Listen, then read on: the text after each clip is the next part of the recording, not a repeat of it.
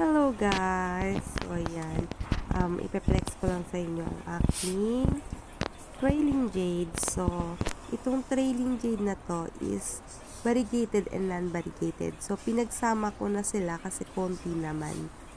And, ang gaganda nila guys. So, medyo malamig na dito, malamig na yung panahon. So, nai-stress na sila. Ayan. Kung nakikita nyo, may mga purple na siya. So, ibig sabihin na-stress na siya. And then, yung nasa ilalim niya, hindi kasi siya masyadong tinatamaan ng araw. Kaya, medyo green pa siya. Pero kung yung ilalagay nyo siya sa araw and then malamig yung panahon, magpo-purple po siya. At ang ganda niya guys. Sobrang ganda ng trailing jade. Halos yung mga nandito sa Japan, gusto namin trailing jade. Talagang magandang tingnan sa mata.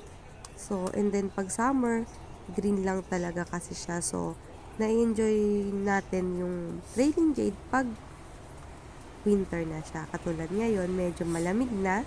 And then, nagpo-purple na siya. Ayan. Ang ganda niya, guys. So, kung makikita niyo siya sa personal, grabe. Sobrang ganda niya. Nakaka-inlove yung kulay ng trailing jade.